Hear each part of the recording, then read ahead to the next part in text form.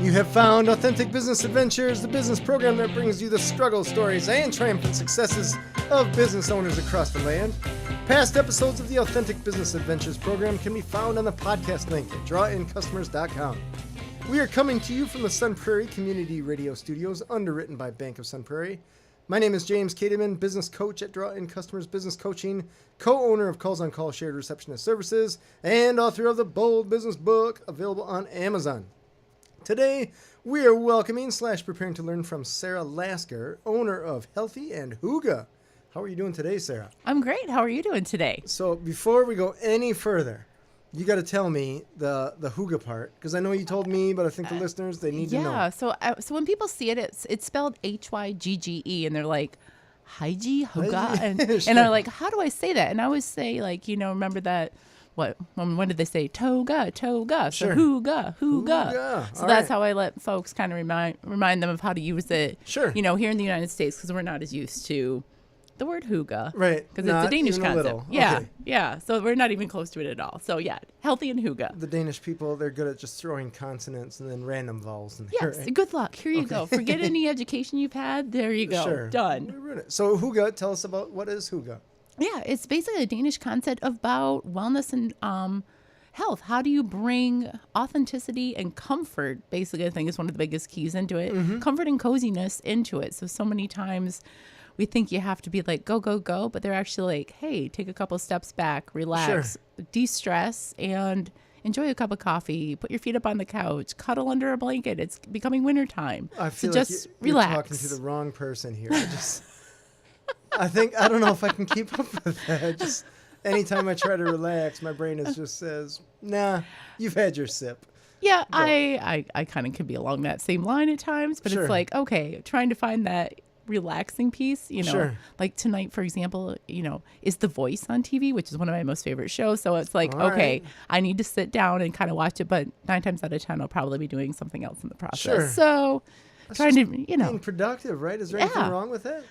no productivity, sure. But you got to give your brain a little bit of a shutdown. So it's That's kind fair. of that concept of shutting it down a little bit. That's fair. Okay. So then the healthy part, you Yeah. essentially help people be healthy and cozy, or? Yeah, so it's a process of, with my background, I have a master's in health education. So I've been doing health education I'm glad we're on radio and not on TV where they can see the crinkles Sure. around my eyes of how old I really look at times. But it's really along the lines of, how do you incorporate that healthfulness? Like whether it's eating, making better choices with food, making, sleeping, whether Sure. it's, relaxation. What are those different pieces of our health and wellness? So you incorporate that with a little bit of the Hygge. So it's not that go, go, go all the time. There is some relaxation that goes Sure. along with it. Gotcha. So bridging that gap between the two. Okay.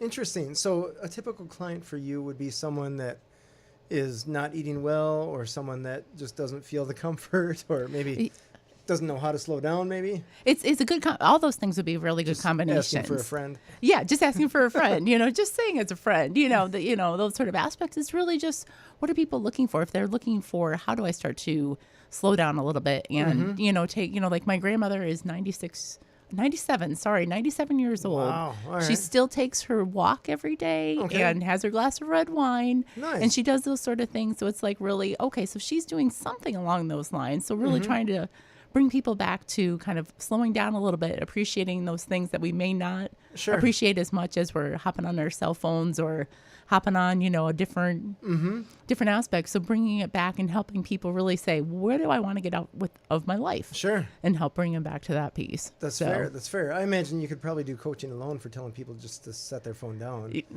Yeah, especially now that like I know the Apple products have like, you've been on your phone for this many hours and you've done this many. You haven't accomplished a thing. You haven't done anything today but play on your phone. You're like, Right. all right, great, thanks, appreciate that. Well, it's good that they're making you aware, right? Yeah, That's good. yeah, exactly. Step one is awareness, right? Exactly, it totally is. So the ideal client for you, are they coming to you, or is this someone where you're reaching out to them? Or It's a how does that- combination. In all Okay. honesty, it's really, like this last weekend, I was at a health and wellness fair over in the Milwaukee area. Oh, sure. So over there, it was really, people who were looking for those different changes. Mm-hmm. So they in a way were coming to me, but yet I was coming to them because I'm based out of Madison, although I meet people and talk to people all over. Sure. All over the United States mostly, not necessarily Okay. the whole entire world, although it could That's be based coming. on, I know, wait, with Skype and everything, how it's Sure. going. So a lot of it is that kind of combination of them coming and finding me, Okay. or they've heard about me. A lot of it is that word of mouth, like, hey, I talked to so-and-so, and they said you could be a really good connection, a really good connector. And that has been really one of the biggest ways Sure. of getting clients, for sure. Gotcha. Okay. Interesting. So the trade shows work? They do. Yeah, I think they do. I mean, I have one of the things I do here in Madison is the healthiest happy hour in Madison. So we try, make healthy choices around happy hour because we Okay. do live in Wisconsin. Sure. And, people come in because they enjoy happy hour, but Right. yet they also want to, maybe learn some other health and wellness things around it. So really, they come in because there's some sort of peak of interest to them. Okay. So it's that kind of happy medium for both of them. Okay, you got to walk me through this because Okay. the healthiest happy hour. I assume you guys aren't just ordering piles of cheese curds. I know. Wouldn't that be awesome? Cheese kinda curds and would. like beer, like you'd be like done. You might have to change the name to the unhealthiest hour. But Yeah, well, I mean, the reason I even started thinking about it was like as a runner, like I go, you go and you run like a half marathon, and at the end they give you 2 free beer tickets, and you're like, I just was out exercising for like, but it is kind of a healthy, earned it. yeah, but it is, but that's like a healthy Hygge Sure. type aspect where you're out exercise, you're getting Okay. that physical activity, but yet you come back and you're doing a social aspect Sure. by having the beer. So like the healthiest happy hour, a lot of times is more like I've done it with a couple different businesses around town. Like, okay. can I say their Sure. names? Okay. Yep. I wasn't sure if I could say that. Sorry. Totally see the name. Yeah, you're fine. Okay. So like, for example, like Supercharge over on East Wash and First, Okay. I partner with them, for a healthy happy hour, once a month. So basically people can come in, for example, and grab a healthier treat. And then also Gotcha. along those lines. And I've also Okay. done stuff with like Cycle Bar over at Hilldale where you go and you get your great, you get an awesome workout, Sure. there, but then you come on out and you also can have a cup of tea or a glass of water and something Nice. along those lines. So it's incorporating some kind of physical activity and or healthy Sure. food option with those pieces. So healthiest Nice. happy hour. That is clever. Yeah. When do those happen? The ones that with Supercharge are usually, well, most of them are Wednesday nights. Okay. So Supercharge is actually going to be coming up in, next week or so, but it's usually like the first Wednesday of the month. Okay. And then usually the ones with Cycle Bar, like the second Wednesday of the month. Sure. Okay. Yeah. So if people wanted to see that event calendar, could they see it on your website? Yep, definitely. Okay. What's the website? Yeah, www.healthyandhygge.com, and that's HealthyandHygge.com. All right. So spell at the end, and Hygge is Hygge. Yep. So yeah. Probably get sick of saying that. Right? Hey, but, you say it enough, but it'll Sure. catch on. Other times people are like, hey, I've heard of that before. I know that concept. Oh, nice. All right, Interesting. cool. Interesting. So, Very yeah. cool. Yeah. So tell me the story. What made you decide to start your own business? So I've been doing health education for, I have my master's degree in health education, and I've been doing health education in a variety of different spaces, K-12, higher education, Okay. government, the clinical side. I've also, wow. trained in that. So I've done health education in a lot of different realms. Sure. And finally was like, something is missing in the way that I'm sharing it and presenting it. And one, it was Hygge, and two, Okay. it was the whole concept of starting a small business, which, Uh-huh. kind of, what we're talking about a little bit here today. Sure. I come from an education background, and starting a business, I was like, where do you even go with Sure. this? So it was a whole new kind of like, how do you market? How do you get an LLC? How do you do all these Sure. different pieces? It Sure. was kind of along the lines of, okay, here are those next steps. Let's see what we can do. Nice. Yeah. So how long have you had your business? About a year and a half. A year and a half. Okay. So at what point did you decide that you were going to go into business on your own?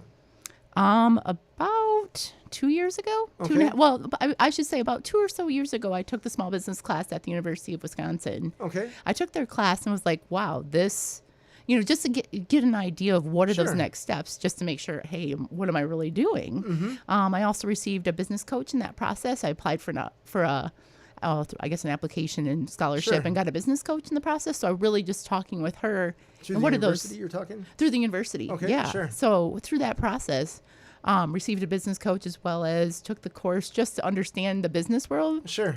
And I was like, okay, so I tried out when I initially did it. It was really focused directly in the world of diabetes. Okay. Which, I was like, okay, that's too niche of a market. How do I spread it out a little bit in the process? Still utilizing my background, utilizing my training, but branch it out. Sure. So I was working full-time actually at the government during that point in time, and our grant was coming to an end. So I was kind of like, all right, so this, so that was part of the reason I said this seems like the best mix for doing the business full time. Sure. So thankfully I'd done some prep work, of taking the course, learning more about just business in general. Sure. Before starting it. All right.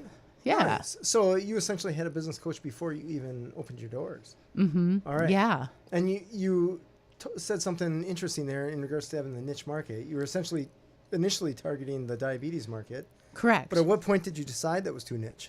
I think it was more along the lines when, it was just, I've been doing the diabetes world for a lot of years. I'm trying to remember exactly what the pinpoint was.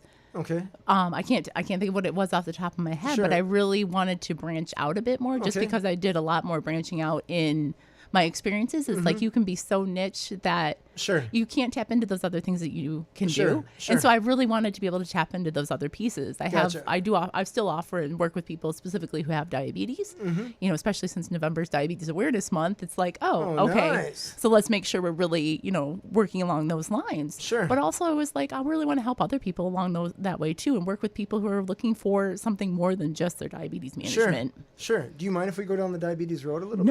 No, not at all. Awesome. Okay. Because I had a friend that had diabetes when I was a kid. Yeah. And I remember him having I don't know if they call it a seizure or reaction. Sure. I think they always call it. Yep.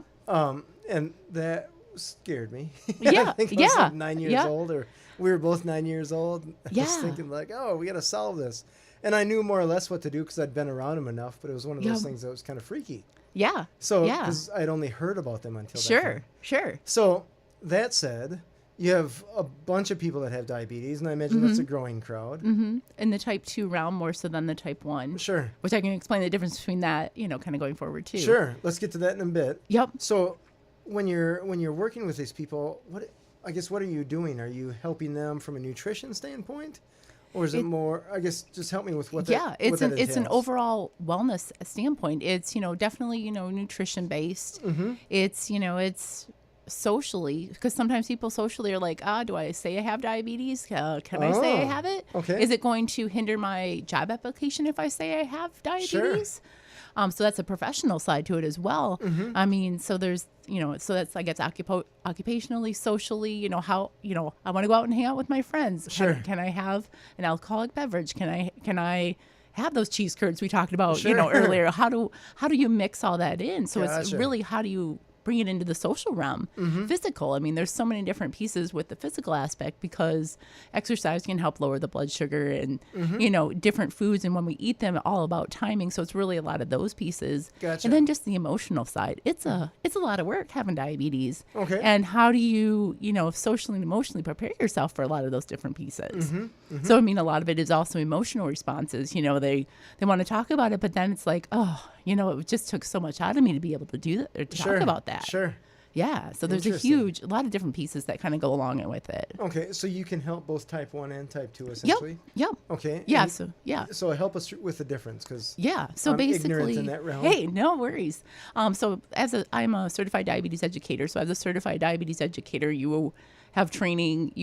I think you have to have 2 years, at least 2 years with your specific, whether you're a nurse or most certified diabetes educators are nurses or dietitians. Okay. I'm only one of 11 who are health educator certified diabetes educators in the world right now. Wow. So I look, hey, thanks. Yeah. So I look at it from a more holistic kind of viewpoint. So really, knowing the difference with type 1, a lot of times it used to be called juvenile diabetes. Okay. So more often than not, it's diagnosed in kids, although it can be diagnosed at any point in time or any time along the age spectrum. With type 1, your pancreas does not work. Okay. You have to either take the insulin injections that your friend was doing at age 9. Yep.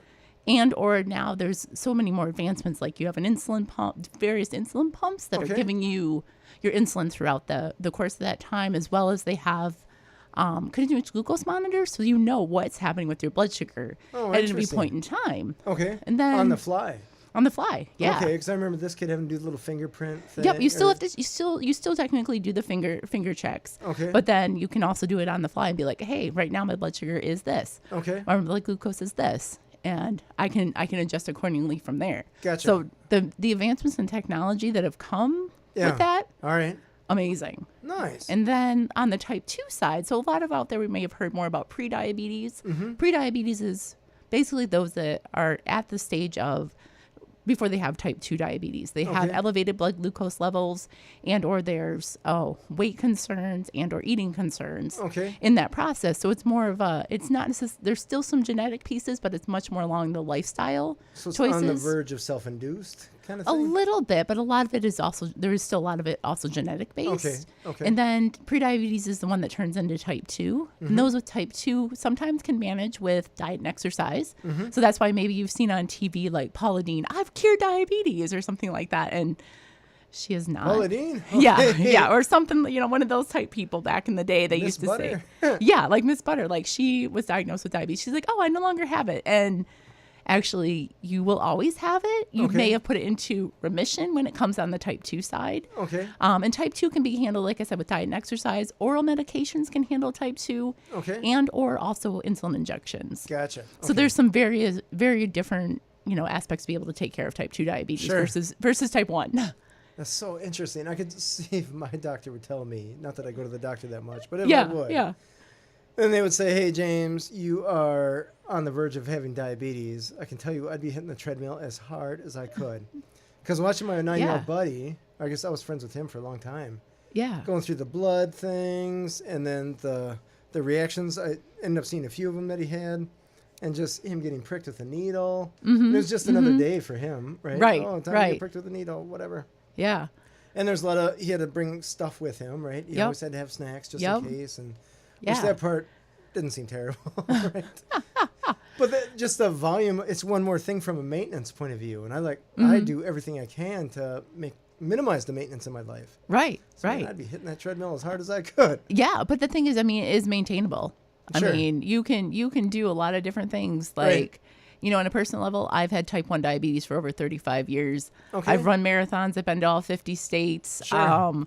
I've managed it. Like, my blood sugar is on my phone right now if I really needed to know clever. what's going on. So all those different things I talked about Sure. is also because it is doable. Mm-hmm. And I think one of the big things that maybe your buddy didn't have when he was a kid, or maybe he did, I know we have it in Wisconsin. I grew up in Michigan and we had it over there, was a camp for kids with diabetes. Oh. And that was so a summer camp, like just a regular summer camp that you go to. Yeah, I don't know. And you go to the camp and you learn, everyone there has diabetes. So you're like, hey, I'm not alone in this process. Sure. Granted, this was much more focused type 1 back in the day versus we didn't have as much of the prediabetes and type 2, which are the more common ones that we see now. Sure. But, everyone there had diabetes. Everyone checked their blood sugar. Everyone gave their insulin injections. Everyone looked at what they were eating, what they were doing. Sure. Everyone, so you had people that were just like you in that process. Sure. So, yeah. Interesting.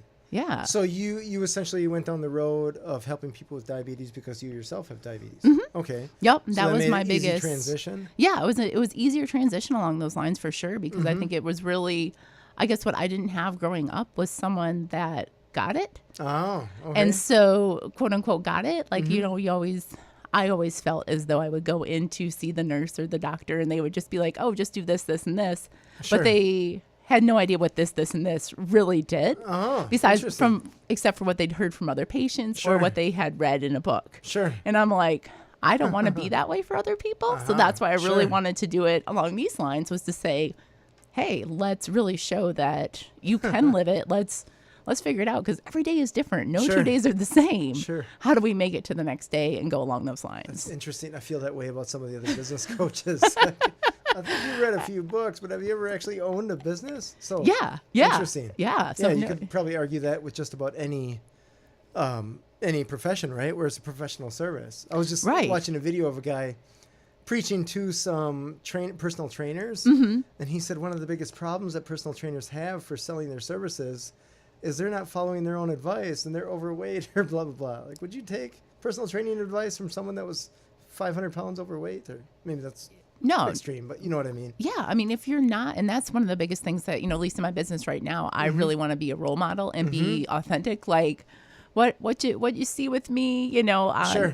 like here as we're talking or at some other event, that's really what you get. Like, Sure. I don't want to say, hey, I'm just going for this run or I'm just doing this because, Right. oh, it's just, I have to do it. Like I was out for a run this morning because I love to run. I love to do those different things. And I'm not going to so tell people, hey, go do this Right. if I don't enjoy it. Or I'm not going to, I think that makes a huge difference. Yeah. Like if you're going to help coach people through things, sometimes take your own advice.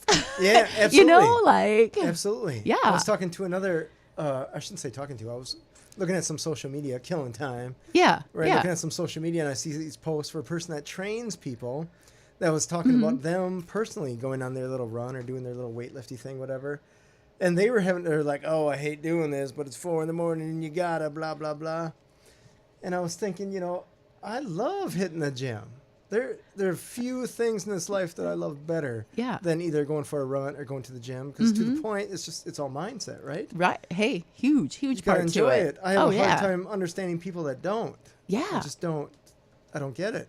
I Yeah. don't get just sitting there, right? So it's interesting. Like this is a person whose sole job it is self-prescribed, right? They started a business helping people doing this. Yep.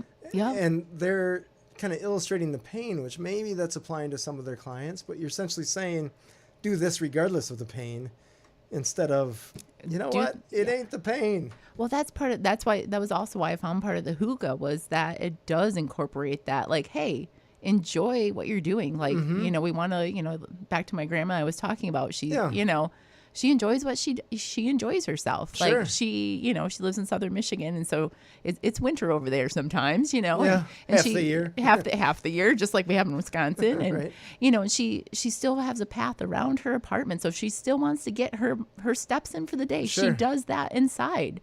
And it's because she enjoys it. It's not because she has to. Like we were just talking the other day and she's like, I enjoy it. Like this for me invigorates me, gives me energy, keeps me going. And, I think it's along those lines when you're, in a business and or whatever it is, make sure you're showing that authentic self forward and doing those pieces along with it. Yeah. Absolutely. And if That's you aren't, huge. then that's a challenge.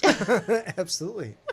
So let's shift back into you starting your business. You decide, Sure. hey, I'm not sure if this job is going to stick around. I'm taking some business classes. I got the coach to help me. Yep. I figure out what my niche is going to be. What were some of the next steps you took to decide specifically what you're going to do for your business? Yeah, I mean, as we were kind of talking earlier, I started off in the diabetes realm and specifically there and realized, okay, I need to change it up a little bit just to better represent myself in the process. Because I really, if I'm here, from a branding standpoint, I have to be my brand. Pigeonholed, right? Yeah, exactly. Right. So I'm like, I have to be my brand. Sure. And so how do I represent my brand? By, doing the things that I enjoy doing and making sure I share that out there. Sure. And really realizing, I read the book there was a book on Hygge and what it was. And I'm like, I could still do some of this relaxation because I think it's important to socialize and have fun with your friends or, with your family and be a part of that. But also you can be healthy and make healthy choices in that process. Like I've been doing that for a lot of years. And I was like, wow, I read that concept and was like, boom, why has this not been there before? And that was, So you read this before you started your business? Before I started my business. Gotcha, okay. So I had started already the diabetes portion of it. Okay. But it was just like, you live with diabetes, you work with diabetes. Sure. You can get a little burnt out on diabetes after a while. I'm not going to lie. Anyone with diabetes gets me on that one. Right. But so I was kind of like, I want to be able to branch out because I do more than my life's more than just diabetes. I'm out doing so many other things. Sure. How do I branch that out? So you're kind of looking for some other way. Yeah. Okay. Yeah. And it was really like looking at my training and my background and blending it in with this, like, hey, how do you bring in some of that comfort and relaxation in the process? We do live in Wisconsin and it does get cold during the winter months. So how do we still stay stay healthy versus want to, get under the covers and, watch TV all day long. Right. Although, you can do that every now and then, but, in moderation. Sure. So, Interesting. yeah. So it was just really this kind of like feeling of, I knew there was something missing in that piece. Sure. And that piece that was missing for me was Hygge. Okay. And yeah, so I tried to do as much research and information as I could on it, and really, found, hey, there isn't necessarily like an English equivalent to the words that they use in the Danish culture for we it. don't use the word relax unless you mention a couch and TV. Exactly. There's probably alcohol involved somewhere, right? Yes, especially welcome to Wisconsin and that. Whew, hands down on that one. I was like, but it's so intriguing. Like, and how do you bring it all together? And you still can do that. Like I did have I don't think I still have it in my car. I usually have like my yoga bag and stuff in my car, so I can just, stop over and go to a yoga class or do something relaxing along those lines, which is still a healthy choice in that process. So it was really, how can you still be authentically yourself, be relaxed, but yet still do the things you love to do? Sure. So in starting your business, what were some of the challenges that you came across that maybe you didn't realize you would, or you just didn't understand how to, or didn't know how to overcome them? Yeah. I mean, well, first off, my business is an LLC, so I did not know the steps and how you had to go through to get an LLC. Sure. So that was like one of the first major things. Then opening a bank account that was, specifically for your business. How do you do those pieces? Like I mentioned kind of earlier, I'm coming from an education background, and I was like, so many things that I didn't know how to do. And like, a lot of times I know people have challenges like with their website. Thankfully, my husband is like Mr. Pro, like he's in the IT world. So if you check out my website, it's because he can do all the awesome stuff behind the scenes on it. Okay. But it's like things like that, those kind of things. You're like, how do I do that? Or how do I get a local phone number? Because I don't want to always be using my own cell phone. I want an actual local number. Right. How do I do that? How do I do those different pieces? So, I mean, those are just kind of some of those pieces along the lines that I'm like, or getting because I meet people, part of my business is I meet people where they are. I don't have a brick and mortar spot. So I meet people where they are. So how do I get an address so that Google can find me in the process that's not my home address, so that, I can still receive mail. I can still be on, Google Maps and different things like that, because a lot of people will search on like Google Maps for life and wellness coach or health coach or wellness coach, and that's what's going to pop up. Huge thing. Yeah. So it's like, I want to make sure I have a physical location that they can say, hey, here she is. This is, let me go check out the website from here. Right. Yeah. So, I mean, some of those type things. And then just Healthy and Hygge, trademarking it. I actually have it in the trademark process, and Oh, nice. Yeah. Do you want to go down that road a little? Sure, you want to? Yeah. I do. Oh my gosh. Let me tell you the start to that one.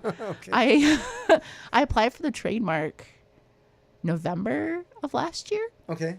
So maybe December. So it's been almost a year. All right. And the different pieces, like they don't even look at like, hey, you've put your application in. They, it goes up to what the USPTS. I forget what that stands for. The United States Patent and Trademark Office. Yeah. And so it goes up to them. They don't even look at it for like 6 months. Oh.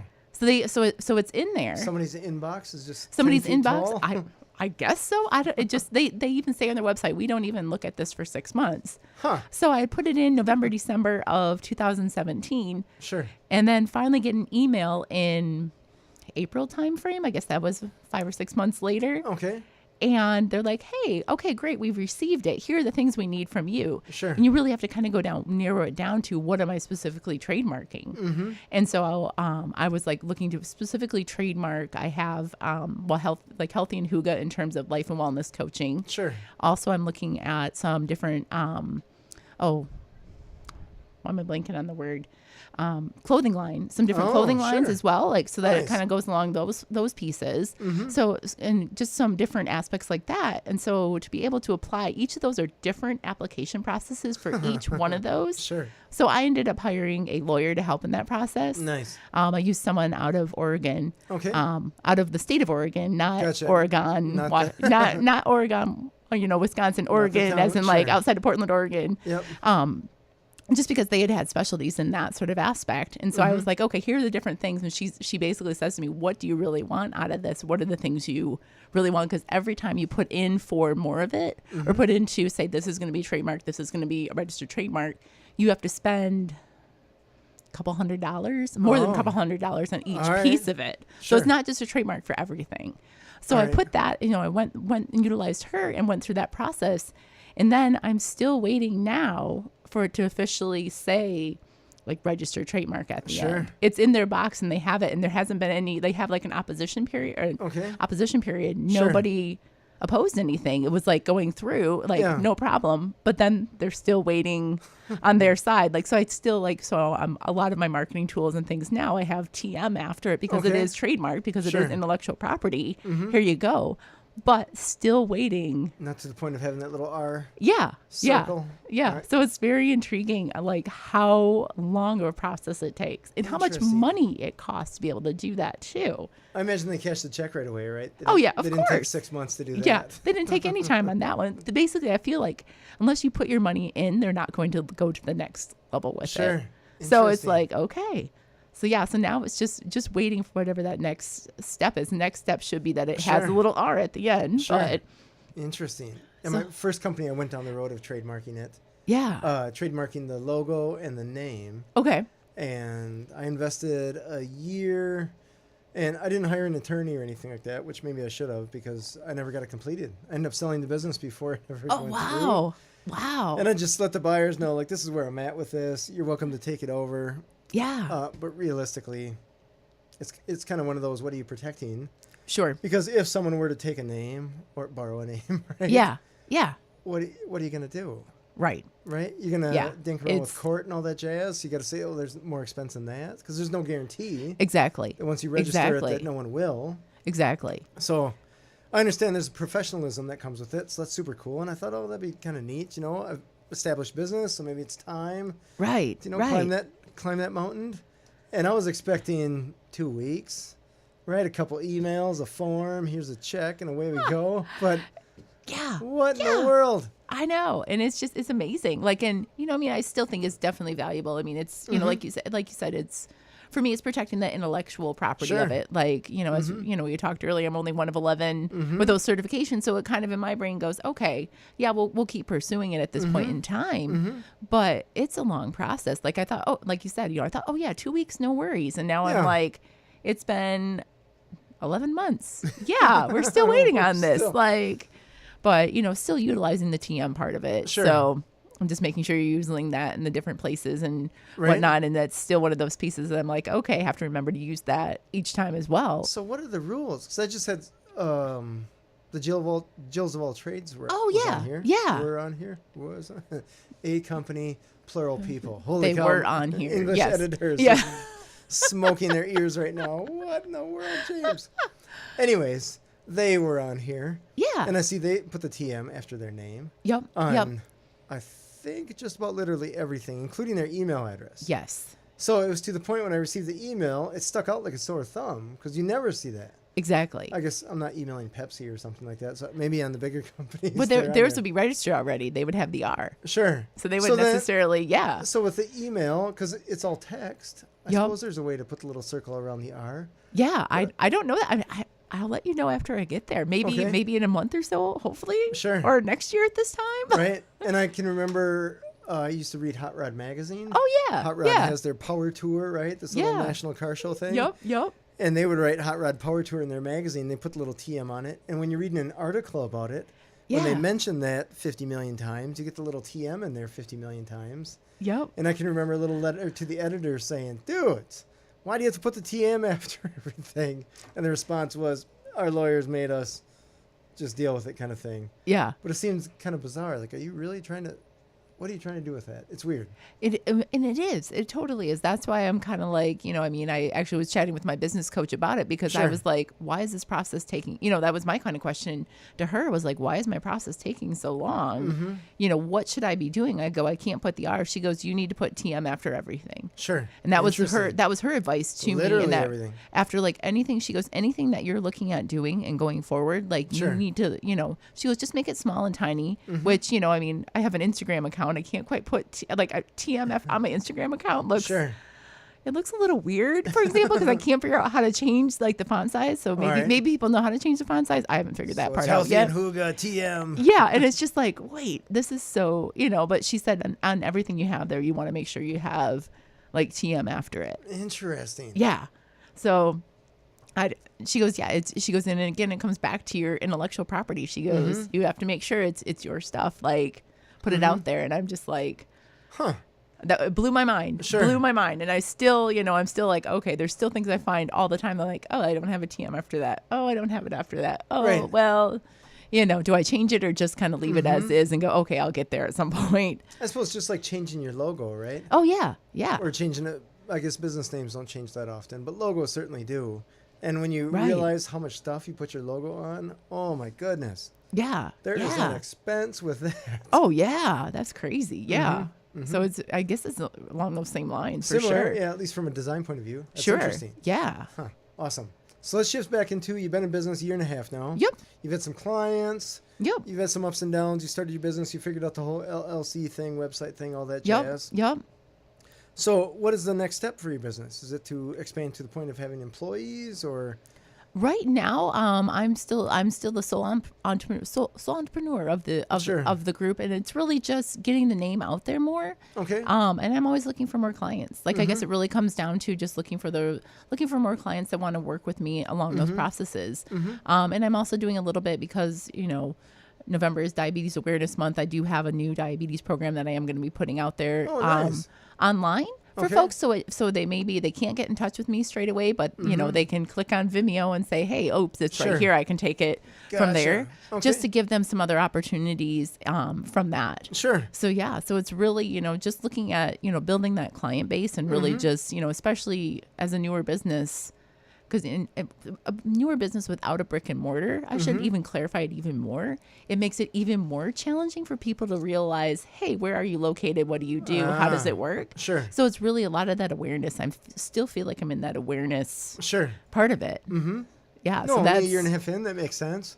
yeah, and it's Absolutely. only been maybe a year with the Healthy and Hygge switch to specifically that from the diabetes. So okay. not even that since March on the Healthy and Hygge side of it. Oh, so super new. So still super new on that Okay. side of it versus with the previous Sure. LOC side or with the previous, specifically diabetes point. So it's still super new in that aspect. So just awareness. I'm still in that awareness mode. Sure. Like I'm going to do a couple different, trade shows and things like that coming up, and really trying to find, within the markets that I'd like to work in, how do you really do brand awareness during those pieces? Sure. Because it's easier said than done where people are like, I think I've seen you or heard of you, or wait, who are you? Sure. How do you do this? All right. Yeah. So I was meeting with a ad sales rep today. It was Yeah. interesting having a conversation with him because they're selling their stuff that they do, right? Mm-hmm. So have you found any advertising or marketing that works for you, that you know that if you do that, you'll get a return?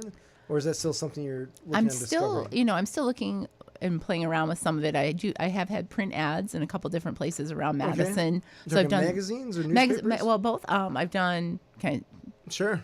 So I've done like the Goodman Center. It has a monthly newspaper that goes out. I've also advertised in Brava. Okay. So with Brava, look for it in the November issue, I think Oh, for nice. sure, All and right. December issues for sure. Sure. Also done a little bit with like the I'm blanking on the other thought there, like with More local papers or more something local like that? type papers, and Okay. just where they find like deals of the week sort of Sure. aspects, like online sort of pieces with it. And then just a lot also, I've tested out like the Facebook, I've tested out, the different online Sure. avenues as well, which I don't know, that's a whole nother Sure. catch-22 Sure. of marketing sort of aspects. Great way to throw your money down a black hole. And Yes, sometimes you get yes. something from it. Exactly. That's exactly how I feel about some of those. Mm-hmm. And a lot of it is, just going, and really just spreading the word around. A lot of it is just meeting people in person. Mm-hmm. Because a lot of times they may be, you're not the right person for me, but I know someone that would work really well with Sure, you. sure. And so that word of mouth I found has been one of the bigger pieces than anything. Sure. And just, meeting people also, I guess along those lines at, like I've gone to, like we had the summer bodega over at like Breeze Field. Okay. So I meet different vendors along those lines, and they're Sure. like, oh, I know so-and-so that might be a good connection for you. Oh, very So cool. besides the print ads, there's a lot of word of mouth sort of pieces too. Okay. Nice. Yeah. So in regards to running the business, operating the business, what have been some of the struggles or challenges that you've run into just day to day? Yeah. I mean, well, I think a lot of it is one, the trademark stuff we talked about before. Where do you put where do you Sure. put that in? Two, how do you really I have people that come to different events and they sign up that yes, I would like this service, and you reach back out to them and they don't respond. Oh, it's just crickets? So it's Sure. kind of crickets afterwards. It's, really just how do you get to those next people, and how do you get those next steps and get to the right people that really do want the services? And I think that's got to be one of the biggest challenges that comes from it, is just really finding those people that are really looking for the different services that you can offer. Sure.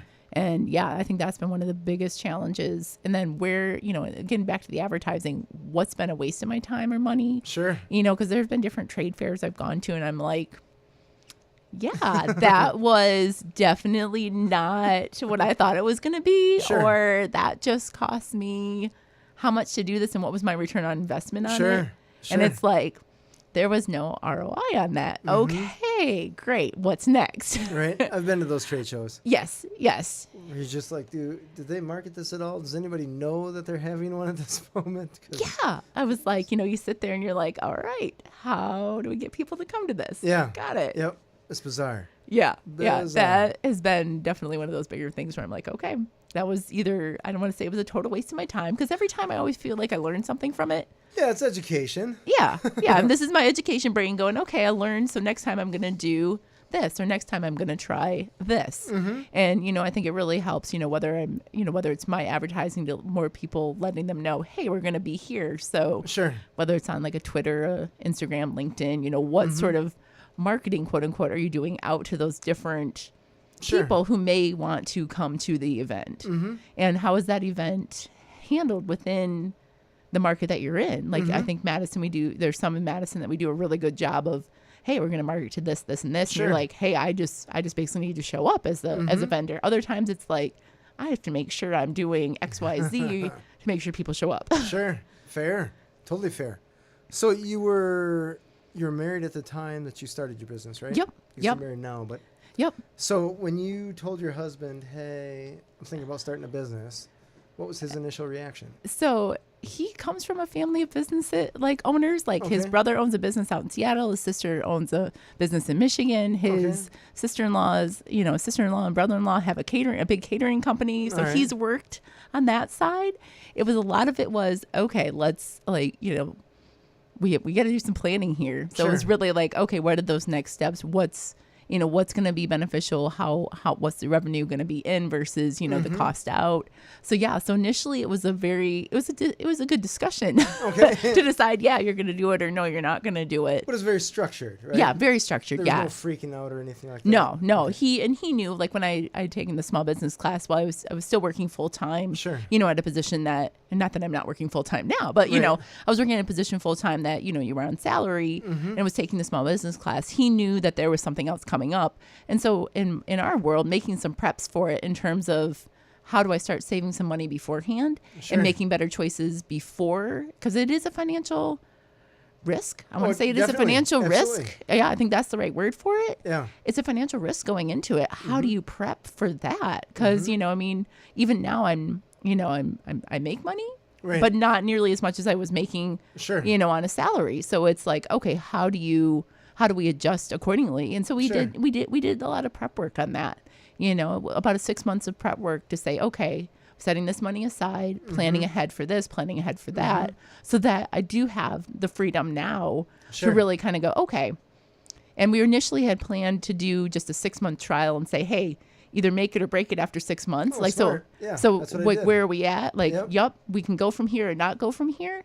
So it was basically at that 6-month point, he's like, okay, I was not when we got to that 6-month point, I was not like making millions, needless to say. Right. But it was at that point of like, okay, this particular type of business actually takes closer to a year to a year and a half versus just that 6-month point. Sure. So he's like, okay, we're at that point. You're progressing in the right direction. Right. Let's stick to it. Extend the time frame. Yeah. So we extended the time frame. It was really, was that we sat down and had these like legit discussions because, we had to really say, is this right or not right? And what does this mean for, our financial resources at this point in time? Sure. And how much can you invest or not invest? And, like when we were talking earlier about some of the different, where do you put your print advertising? I'm always like, okay, what's really going to make the most sense? What's going to be the most return on investment in that process too? So, yeah. No, I appreciate you saying that in regards to the just building up a little bit of a nest egg or being able to afford starting a business. Right. Because though there's some businesses that are relatively cheap to start, there's still the whole, you're not necessarily receiving a paycheck when you first start. Yep. That alone could challenge you if you don't have some type of a plan. Yeah. I talk to students all the time that are interested in taking care of this business plan, right? No problem. Great. Yep. And then I just got an email from someone that I followed up with, that somebody took my class a little while ago. And I said, where are you at with starting your business? And she's like, oh my gosh, these banks want me to actually lay down some of my own money to get a loan. And oh my gosh, in order for me to do X, Y, and Z, I have to front some cash, right? Yeah. And she was kind of complaining. And I was like, well, yeah, that's kind of how it works, right? You can only do so far with a smile and a handshake. Yeah, exactly. Sometimes you got to leave a money trail. Yeah. Yeah, no, I think that's totally makes sense. It's like you have to put this money forward. And especially, in the health and wellness coaching sort of aspect and life and wellness sort of aspect, the kind of clients that you want to attract, it may cost more money or less money depending on what area you want to focus it on too. But having that prep plan is huge. Like, thankfully my brother is a financial planner, so if I really needed, Nice. some planning on those lines, I could call him up and be like, hey, what can you do? Help me along these lines. Sure. He'd probably say, well, I'm in business for myself. It would cost this amount of money for you to do that for me. But, but you say, look, buddy, I helped you eat good. Exactly. I go, the reason that, you were the smartest kid in kindergarten was because of me as an older sister. Here you go. Nice. I set the precedent. Exactly. What is your favorite thing about owning a business? Oh, wow. Where do I start? I think it's a kind of a dual kind of aspects with it. Okay. It's one, having the flexibility when necessary to be able to attend to other things that need to happen. Like, my mom wants me in Chicago over Christmas to go see some Broadway plays. Okay. And so I have the flexibility to say, okay, nice. You know what? I can go do that. I have the opportunity to go and spend time with my family and be able to do that. So having that flexibility, I think is one of the highest, best things with it. But I think also on the flip side, that can also be a downside when you're like, hey, how do I make sure I manage my time well enough to fit everything in that needs to be done? And I think it's just also getting to meet all the different people that you get to meet in the process. Like, I love interacting with folks and being able to talk to them and being like, hey, let's see where we are and where we go from here. Sure. So yeah, so those would probably be the two, I think, on social and personal type levels. Okay. And I think from an educational standpoint, it's just all the different pieces that I get to learn in running a business. Sure. Because, you can have so much education, but until you put it into practice, you're kind of like, wait, what was I doing? How do I do this again? Knowledge is useless without implementation, right? Exactly. There you go. Done. Nice. So what are some of the things that you dislike about owning a business? Call it the worst things or pet peeves or... Right now, I think it's really the challenge of making sure you get enough clients to be able to do those other aspects with it. Because I think a lot of the challenges come with, because there are so many people out there in the health and wellness realm right now, because people are realizing, hey, maybe traditional medicine is not the direction we need to be taking. Sure. So how do you branch it out a little bit, and how do I distinguish yourself in that area? Like, I don't want to, I guess I should say I have these degrees and these certifications because of these degrees. So I'm not just taking some fluff course and decided, hey, I'm going to become and call myself this. Like, I actually have some legitimacy behind it. But on the flip side, there's the other people that are like, I'm just going to call myself this, and here we go. Hang out the shingle, away we go. Yeah. So it's finding that like happy medium between the two. How do you navigate through that to say, you know what? Set it aside and keep going. So I think that has to be one of the biggest challenges for me right now, is really just saying, hey, I'm setting myself apart from this because I do have this education. I have done these aspects, like maybe not in the business world, but I've been doing this stuff for 15, 20 years in other venues. It's got education and experience that you just can't match. So it's easy, right? Yeah. I think essentially what you're talking about is marketing. Exactly. And well, that's, every company is having that issue, right? Sears having a rough go. Yeah, so I would say marketing wise, oh wow, yeah, I guess that would be the perfect example of what it is. It's really just marketing in the right terms and the right venue and to the right people that you're looking to work with in that process for sure. It's a changing landscape. So that's, and marketing, just how marketing has changed over time. I think so much more with social marketing now and social media and what that looks like and how you do need to find and cultivate people from those different pieces as well. Right. It's interesting just talking about social media and the volume of time you can invest in something like that and not necessarily see a return that pays for that time, right? As long as you're applying the cost of that time, whatever your hourly is. Yeah. Right? Yeah. I talk to people all the time. They're like, how much does it cost to post on social media? They say, well, it's free. Like, is it really free? Because if it's free, that means that you're essentially not paying yourself. And if that's the case, that's a terrible business model. Don't do that. Right. Yeah, exactly. Right. You have to understand, like, oh, you spent all this time putting this thing together, and 3 people saw that post, let alone if they clicked on it, liked it, shared it, whatever. Yep. Just 3 people saw it. Yeah. Or even if 300 people saw it, but they didn't really do anything with it, right? Like, how many posts do you have to do to get somebody to take an action? Well, yeah, not even that. You know, I mean, people are like, well, you only have this many followers on Instagram, Facebook, whatever. Sure, whatever.